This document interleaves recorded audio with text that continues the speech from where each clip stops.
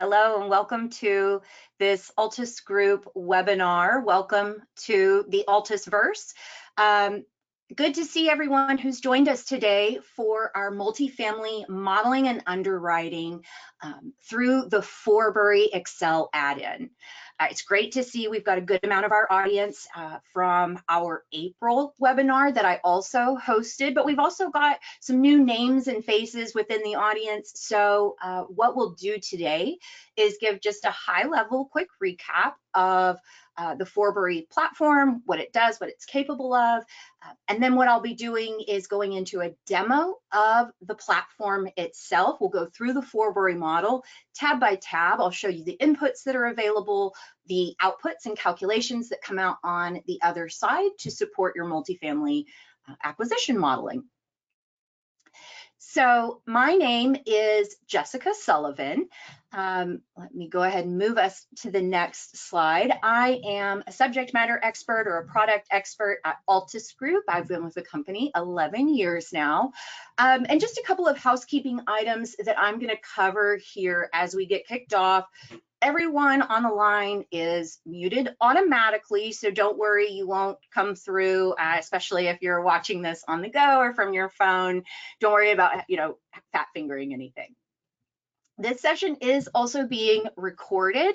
So afterwards, we're going to be sharing that recording out, following up with anyone.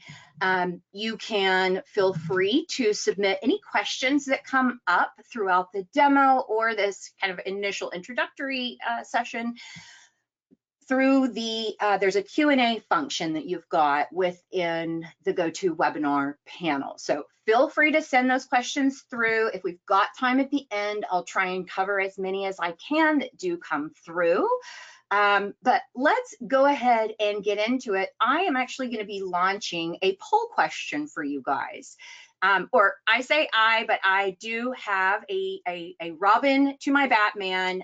My dear friend in marketing, Hillary, is on the other line, and she's launching a poll for us now. Which of the following options is going to best describe how you're currently underwriting and your workflow with that? Is it really all entirely manual? So you're building your own templates, running calculations on the fly, building things as you need them? Are you using a combination of tools where maybe there's a software component, you're doing some calculations in Excel still and really using both? I feel like I hear a lot of that. But then also some organizations and even some really technical folks out there are able to kind of purpose build software solutions. Let us know if that's an option. Maybe you're outsourcing, you don't have quite time to deal with the technology side of things, or is your underwriting workflow still in flux? You're still trying to kind of find exactly what will work and you're exploring options. That poll is now closed. Thank you guys for responding. Really, the majority of you are looking at entirely manual processes, building your own, maybe using Excel in combination with some others. So let's get to know a little bit more about Forbury, the Forbury add-in. There we go, there's Forbury. Okay, so Forbury is an acquisition modeling tool originally developed actually on the opposite side of the world in Australia, New Zealand, the APAC region. It has been extensively built out and adopted across Asia, Australia, Pacific regions, and even a large footprint growing in Europe.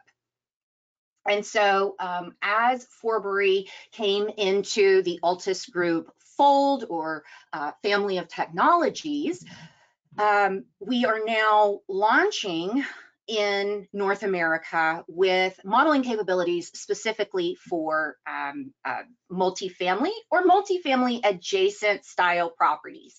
So think apartments, yes, but also senior housing, student living, self-storage.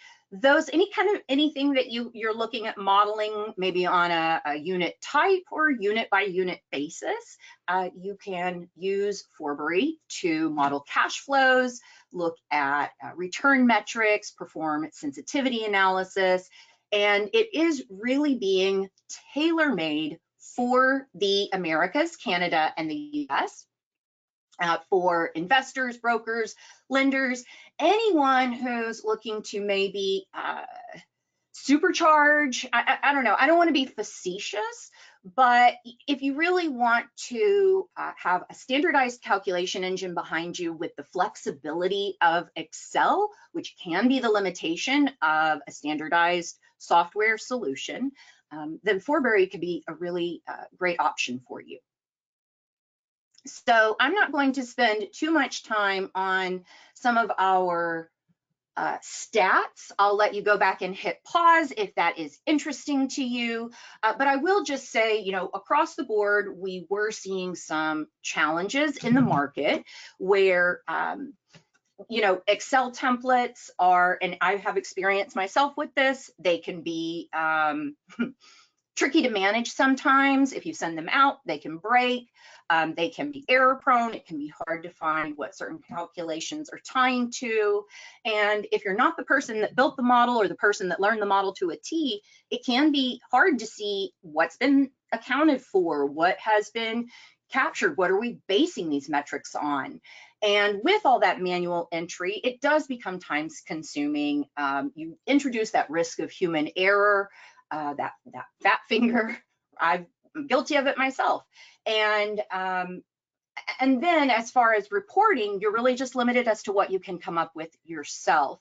And so I guess that brings us to our next poll question. As we were seeing this across the marketplace, you're going to have a poll launched now.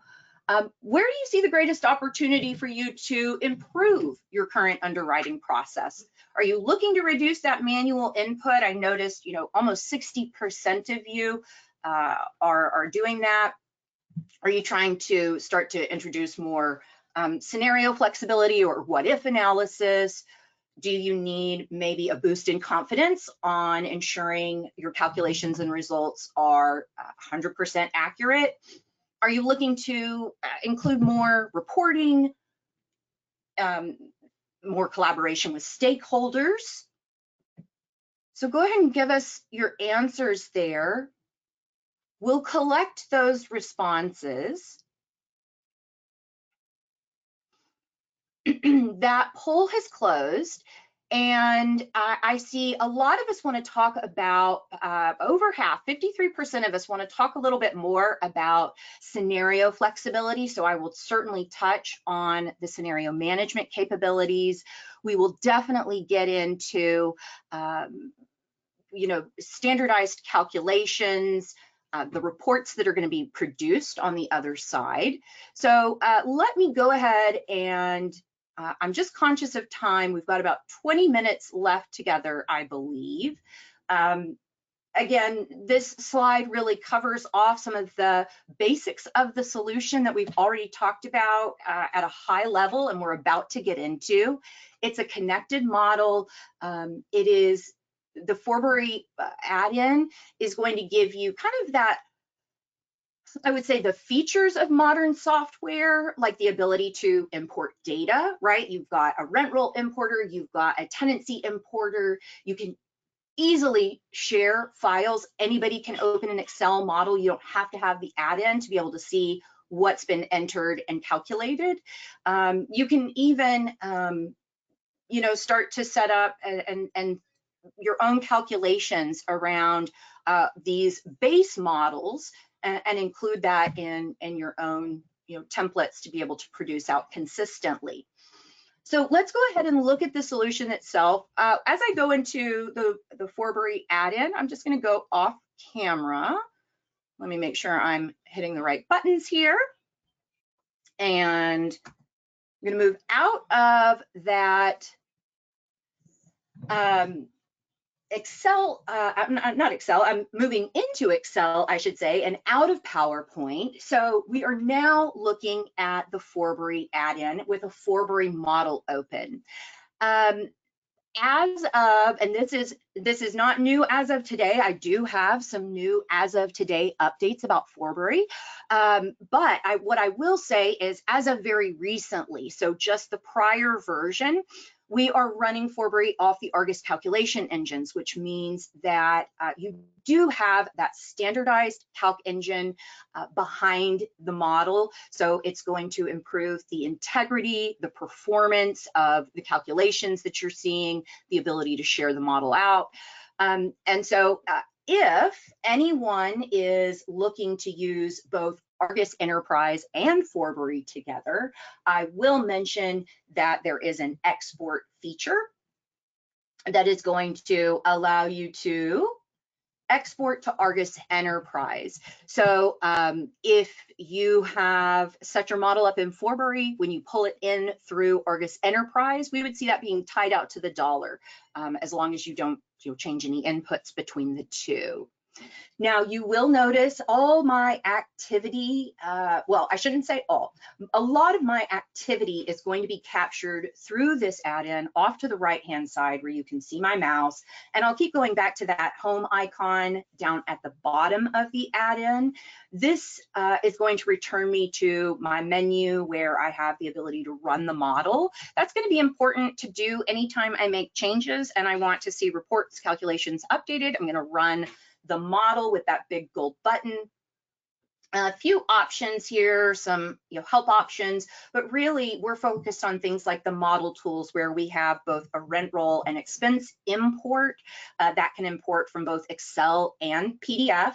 I demonstrated that in the April webinar. We'll do a quick refresh, but we won't go through the full wizard this time, but definitely very useful. And we are going to be giving you guys the link to the trial for this. The limitation is, or I should say the functionality is not limited in the trial here, so you can fully test out what I'm telling you, the ability to import from different file types. We'll use things like running our rent assumptions through and that key scenario management capability. Now within the model itself, I'm going to kind of push this to the side just for a moment and we will be coming back here, but I want to make sure you can very clearly see the model itself on right now the dashboard worksheet. And within the dashboard, all of your models are going to have some, or I should say all worksheets in the model will have some type of color coding in place. So the tabs themselves, light blue represents input areas. The gold is going to represent key parts of the add-in or the Forbury model. The integrity tab, letting you know everything is running smoothly. There's no broken links in the model. And we'll see a few more. And then you'll also have dark blue tabs those are going to represent more of the reporting side of things and the scenario management side of things within each of these worksheets. That we also color code the cells. So if you see a light blue cell is going to represent an input area. This is where on the dashboard, I'm capturing things like my start date for all my calculations, my acquisition date, the length of my hold period. I'll also choose my forecasting approach. And right now we're going to look at a type approach. We'll also look at the tenant approach. I'll break that down quickly and what it means.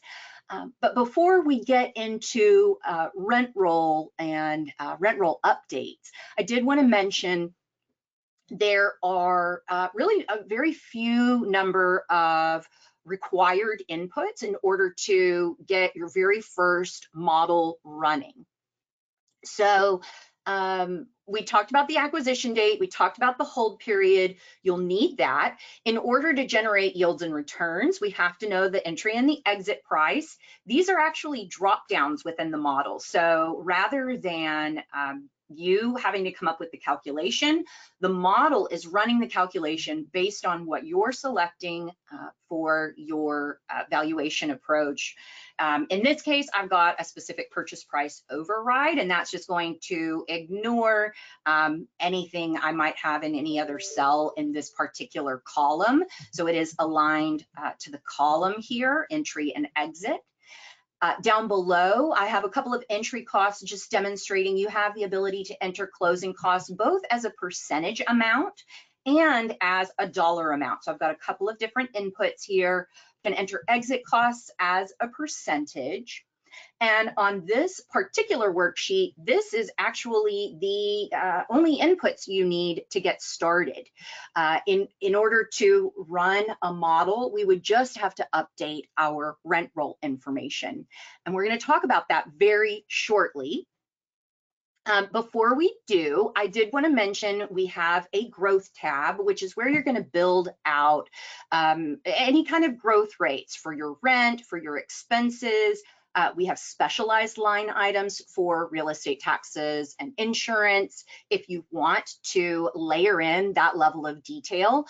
So we're giving you quite a bit of flexibility over the growth rates that are applying within the model.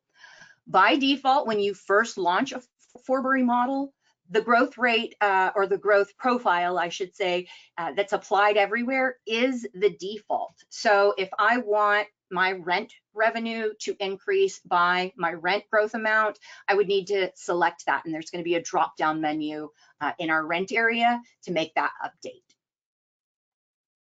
Let's keep cruising because now rent roll is the next thing we want to talk about really. And in the last webinar, there was really only one way to model your rental revenue. And so we're going to start there, show you how that works now, and then we're going to talk about some new functionality we have just introduced. So right now, if I go from the growth worksheet back to the dashboard tab, I mentioned I have the ability to choose a forecasting approach. And right now it's set to type. This is this is kind of your most basic way of modeling. This level of input was designed for speed, for ease of use. We have, like I said, just updated our rent roll inputs in version 2 to get a little bit more complex. But at the very basic level of modeling, moving over to this type worksheet, which is where I'll see all my rent information. Again, I need literally 4 pieces of information here, 5 pieces of information. In order to generate an initial property cash flow, I need my unit type, I need how many of those I have, I need the average area measure, and then my gross potential rate. I mentioned you can change your growth profiles, how you want those rent rates to grow over time, and that it is a drop-down menu. Here's that drop-down menu, so I could choose from any of the growth profiles I selected to fill out. And then just capturing occupancy for at least years 1 to 3. And at that point, I can run the model. I'm off to the races. It takes a matter of seconds, as you should be able to see here. And I feel like that's saying something. I'm screen sharing. I've got multiple applications running, and that's, quickly run and updated. Now, the next thing that we are going to move to is to talk about the more complex rent roll input options that we have. So let's say this passes the sniff test, right? We've got an idea of the unit mix, how many units we're going to be looking at, what we're going to charge for them. Now we want to get a little bit more detailed, or let's say we received a rent roll from someone and we want to be able to analyze that with, who's in place, when are leases expiring, what's going to happen. If I go back to the dashboard worksheet, I am going to make a change here to our forecasting approach. Now I will mention I'm going to flip over to tenant. And what happens at the bottom of the screen is I now get some different tabs. I have a rent roll worksheet, I have an MLA worksheet, and a gold review tab.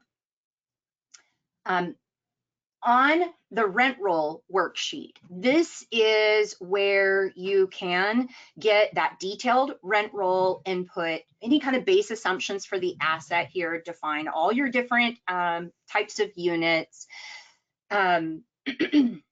This area absorbs any information that you have imported through the Forbury add-in. So remember, we're not going to run through a full But over in the add-in panel, I can click on the import button.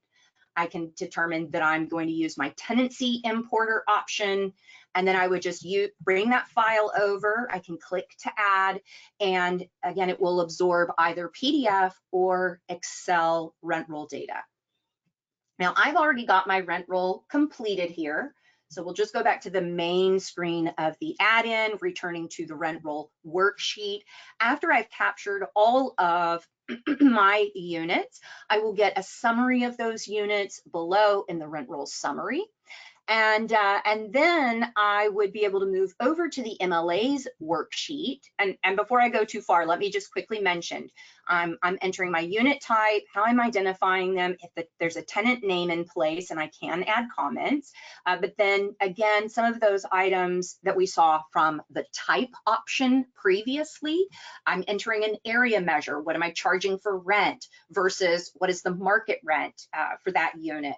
Any kind of security deposit, do they have specific move in, and then conversely, move out dates.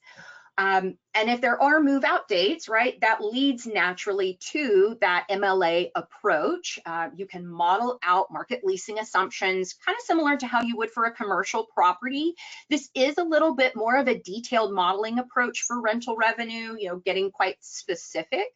But it is allowing us now to get into details around what future lease terms look like, if there are going to be any kind of refurbishments or redevelopments at the property, improvements to units, downtime, you know, from vacancies. All of that can be set up here in this MLA tabs. So for example, if your leases do have set expiration dates, they would, you know, then you could determine, okay, well, here's, you know, the market rent that we'll roll to, and maybe I don't want the default growth rate to apply. I want our rent growth rates, inflation rates to apply. I'll need to calculate the model to see that update, right? And if that actually is any different than the default, might be speaking too soon, but you would define, right, is there vacancy? So how much downtime between leases? How long is a lease term? I mentioned the ability to capture refurbishment of units, and that can be really useful in with our new churn option. And the churn assumptions can be used with refurbishments. If, for example, you do need to do things like take units offline, give them some improvements, and then at a later date, they're going to rent at a higher price point. I'm able to capture, again, that growth rate. How much is it going to cost me? What's the amount of downtime? How long is this going to take? And how long will this unit be offline? What does the rent look like on the other side of the improvements? And then for a churn approach, we have the options between random, your oldest leases first, or your oldest leases last, and you can specify a rate. So let's say I'm taking down 30% of my units every, I don't know, 6 months, let's say. I can start to capture that out and account for it as I'm doing my initial modeling and returns. I will just add that kind of exciting, and the reason you don't see anything here quite yet in this rent controls area is this capability was just made available today. So if you are dealing with properties where you need to add in rent controls on market rents, this new feature is going to let you set limits on how much rent can increase from year to year for those units. This can be entered as, and you can see these notes below that give you some modeling encouragement or advice. But essentially, this can be added as a percentage, CPI, or CPI plus percentage. And I would just use this first column to start to indicate some of that, right? So these are the inputs I can use and type in to apply these rent controls. You could also set two, and so that's why you see a second column. So if you need to be able to, I think, you know, take the lower of two, then that option is available here as well for that second column. So very exciting. We are incredibly let me see. I don't want to say anxious because it's not an anxious energy, but we definitely want to hear back from users in the marketplace, you know, if these are useful features, less useful features, what this platform could do beyond what we're showing you today. Any kind of feedback we definitely want to hear, because the model is incredibly flexible and our development team is beyond agile. I was literally just showing you guys this tool 6 weeks ago, and already it's got increased or additional functionality based on direct customer feedback. Now, the last tab I'll mention in regards to rental revenue maybe is this review worksheet that's now being provided if you want to analyze an individual unit's cash flows. So let me just hop to the top here. What I would do is select one of my units from the list. That is then going to, and let me maybe pull out a little bit so you can see, that's going to populate my cash flows for this unit. I can see where my leases are expiring.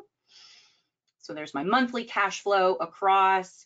And then as I scroll down, for this unit, I'm surfacing up, you know, vacancies, where are rents stepping up. I can look at maybe where do I have over or under rented spaces. Or then I'll just keep going down. There's a second half to this worksheet. This also lets me interrogate specific line items. So if I'm looking for, hey, gross potential rent looks out of whack. Let's take a look at this across all units. Do we see any outliers here?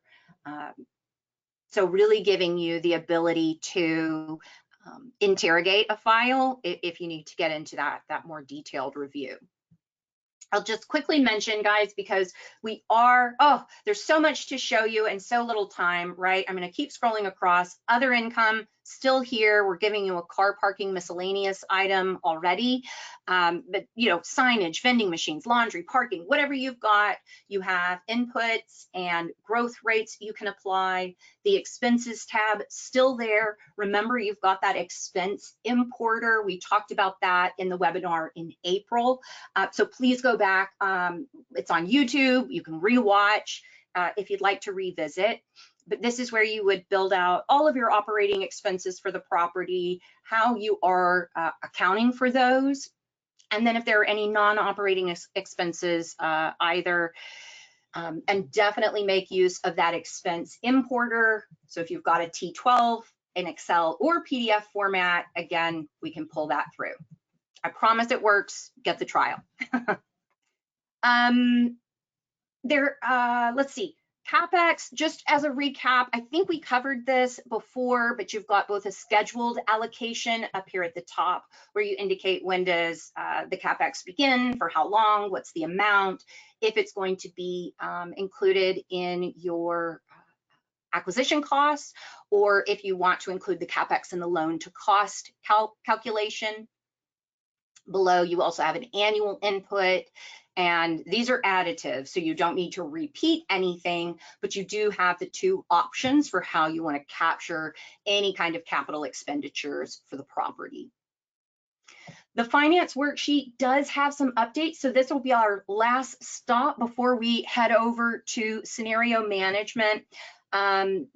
The finance worksheet, I think, can be really incredibly useful as you get into those early stages of due diligence. You want to make some assumptions, report back, you know, find out if we get a loan of this size with these kinds of rates, what's our IRR going to look like? So it is very helpful for getting just a quick idea. What do quick waterfalls, what do, you know, kind of quick analysis, what does that look like? And then as you want to get more specific about your finance structures, you have different options for different facilities. You can see we've got the equity section pre-configured. Actually, it has a waterfall structure with a GP and an LP partnership, split equity percentage. Well, let's see, it's not an even split of equity between them, but you can see I've got a couple of hurdles here for profit distributions. I've got a summary of that off to the right-hand side. So in this case, I've got that 80-20 split until they reach a 9% IRR. below my waterfall capabilities. So there's the distribution waterfall as well.